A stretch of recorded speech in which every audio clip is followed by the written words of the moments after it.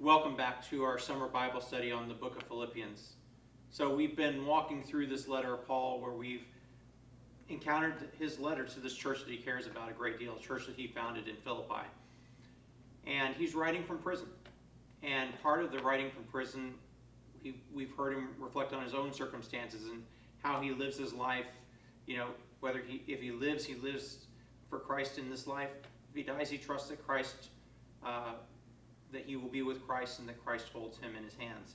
So he's charged this church to live in a manner worthy of the gospel. And as we transition into this second chapter, we're going to start to look at what that looks like. What does it look like to live a life worthy of the example or worthy of the gospel of Christ? So we're going to read the first little section of chapter 2 today. It's chapter 2, verses 1 through 4. So Paul writes, "If then there is any encouragement in Christ, any consolation from love, any sharing in the Spirit, any compassion and sympathy, make my joy complete.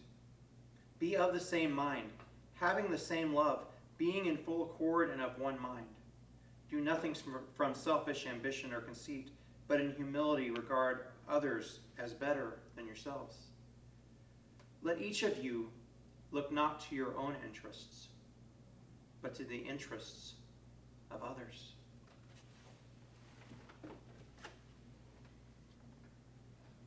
So, right at the very beginning of this chapter, we see Paul putting the emphasis on not the self, but on the other.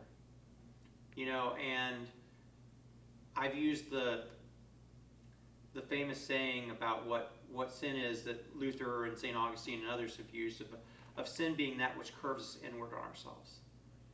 But I do think that there's the reason there is the two love commands. We're to love the Lord our God with all our heart, soul, mind, and strength, and we're to love our neighbor as ourselves, that those turn us outwards.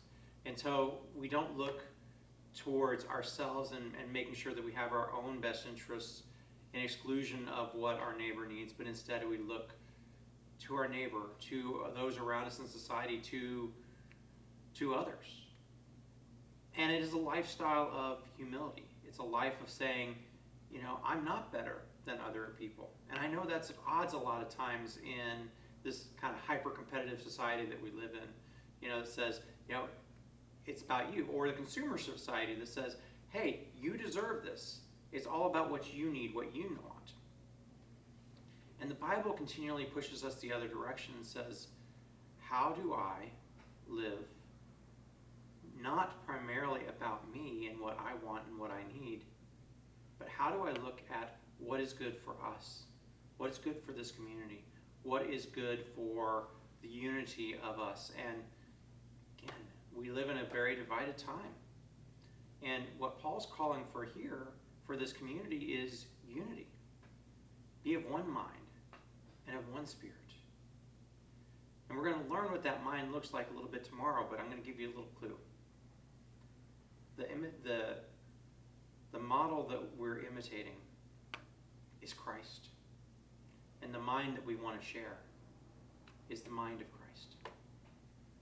So I'll be back tomorrow, and we'll talk about what the mind of Christ is.